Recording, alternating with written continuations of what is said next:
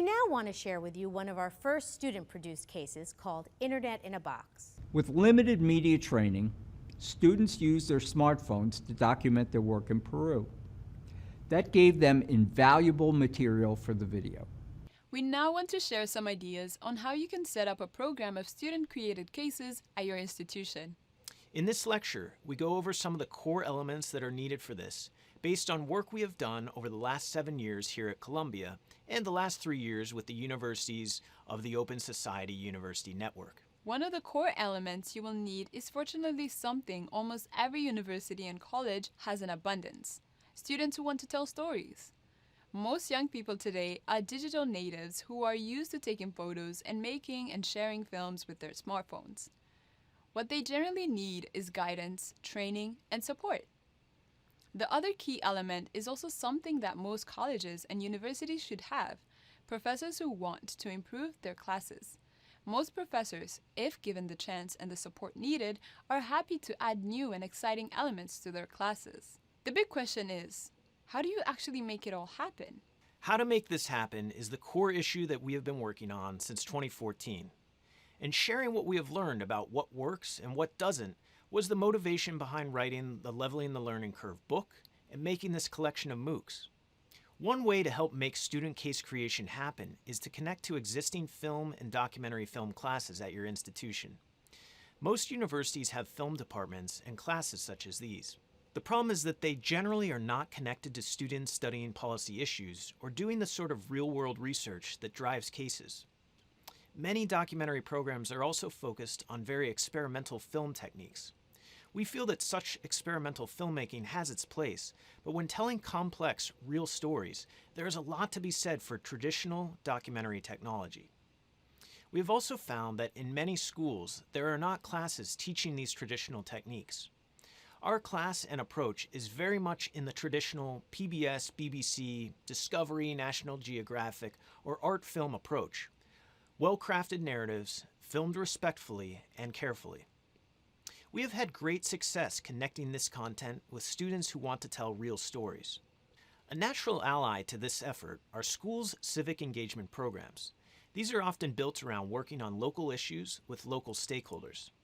They often have many great stories which need to be told, and perhaps some funding for student-led projects. Finally, we suggest you look to your school's capstone or summer placement research projects. Many schools support students in summer projects that involve research and travel and engagement with real-world issues. Training students to document their research in the field and helping them later create cases out of this material is a great way to get cases made. The investments needed to teach a course for a group of 20 students are not huge. They include buying 10 smartphone stabilizers like the ones you see in this photo. They often cost between $100 and $150 and turn any decent smartphone into a camera that can make professional quality films. We also suggest investing in 4 hard drives for the 4 student teams you will create. This way each team can back up its footage. You should also get 4 simple interview kits made up of inexpensive tripods, lavalier mics, and some simple soft lights. Finally, it's crucial that you provide some cash funds for the student teams. If students are being asked to go out in the world and film real things, it's only fair that all students have an equal chance to do this. A small fund of perhaps $200 per team per semester allows students to purchase bus tickets, food, and other necessary costs of filming on location. The total all-in investment to get a class of 20 students going is about $3,500 for year 1, then $800 per year on an ongoing basis. We have found that this is well within most university budgets, and the returns to the institution, both in learning and communications, are well worth it. Please see the documentation on this class website for our up-to-date lists of recommended gear. The core idea to remember is that most students already have access to the core tools we will use, smartphones and laptops. These are already more powerful than many $1,000 cameras and editing machines of even 10 years ago. For editing software, we recommend using Adobe Premiere, which many universities have as part of an institutional subscription. For those who don't, we also list various free software solutions that allow for video editing. As noted, embedded within this digital case method MOOC are the video lectures needed to run a student-facing class called Visual Storytelling. The class you are now in, Digital Case Method, is designed as a train-the-trainers class for university leaders looking to implement case programs at their institutions. The Visual Storytelling class is a standalone student-facing course. You can download the syllabus and all video lectures needed and run it on your own LMS. This is what we do with partners at the Open Society University Network, and we are inviting you to use the same materials. The class can be modified as needed by the local professors who deliver it.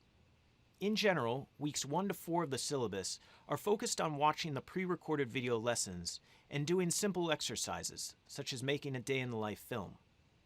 The last 8 weeks are then focused on applying those basic skills to a specific film project. In terms of what sorts of films and cases students should make, this is 100% up to the students. The core idea is they should make films about issues that they care about. It is also key that projects be local. Local projects can be filmed without big trips and costs. They can be researched and scouted. The most important thing is that they are doable and viable for filming and editing within the constraints of a semester-long class. The local professor delivering the material has a crucial role to play in this. As noted, our class provides what we think are a fantastic set of free resources, how-to videos, and guides that can get students filming. But the local professors are the ones who really make the class shine. And we recommend you be demanding. The goal is to make films and cases that can be used in the classroom, a huge responsibility. We feel that professors should demand that students work hard and create well-crafted films. Demanding quality is one of the biggest gifts you can give to the young people who study with you. Filming real people and real situations also raises many complex and important ethical issues which instructors can help students navigate. In our recorded lectures included in the Visual Storytelling course, we elaborate more on this. One of the key things to remember is that when students reach out to key stakeholders and others to set up films, they are representing your institution. It's crucial that a faculty member oversees this process and makes sure that all interactions with outside entities are done in a professional manner. In our course, we share sample releases and consent forms that you will want to adapt and have approved by your school's legal departments.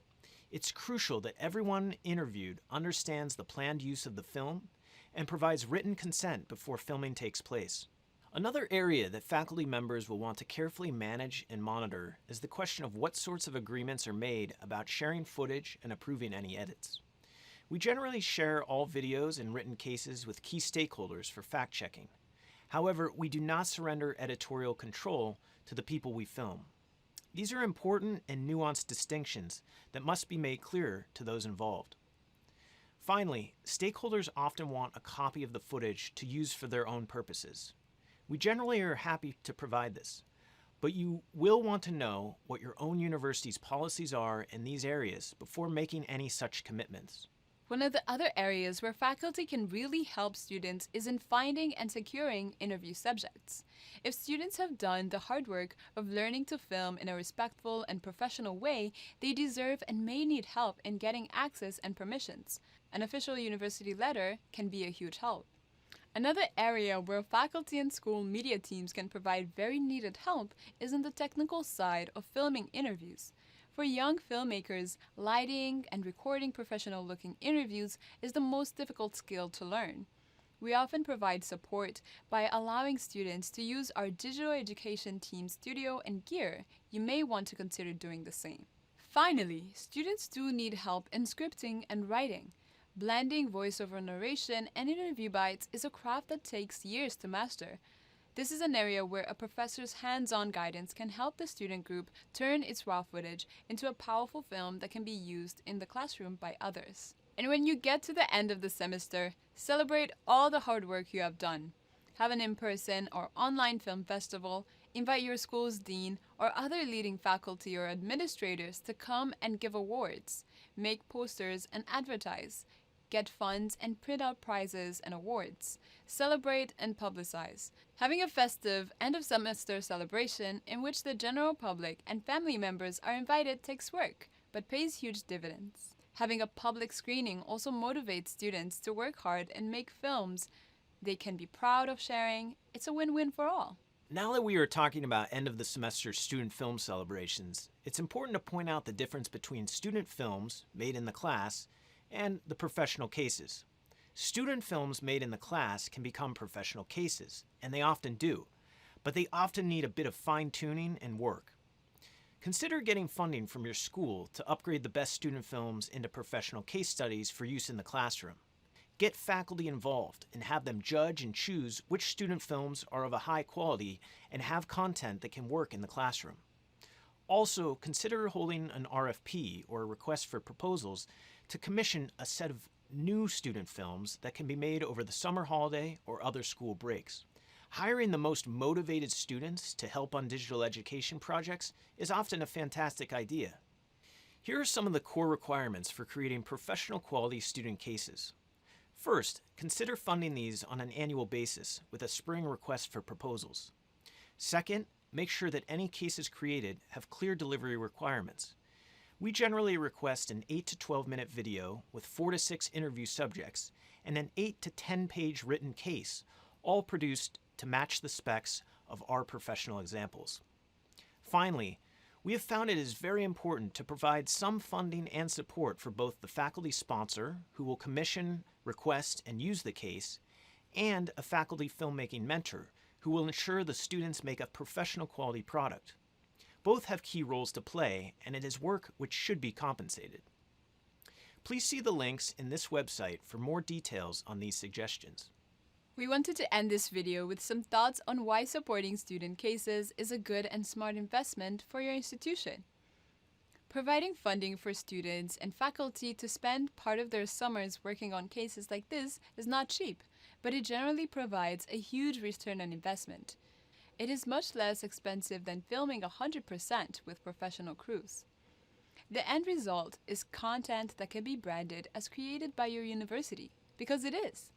It often can feature and tell the story of important university projects in a way that is much more genuine and compelling than a slick 100% professional film is. Finally, these films can deepen connections with important outside stakeholders. Student-created cases have allowed us at Columbia to create long-lasting, mutually rewarding partnerships with many groups, from the United Nations to leading NGOs to leaders of government agencies around the world. When combined with research and other support, student cases can help our universities fulfill their mission to make the world better and share knowledge widely. Fascinating, isn't it? These student-produced case studies give an interesting window into the many possibilities for creating courses and other content, whoever you are, whatever you do.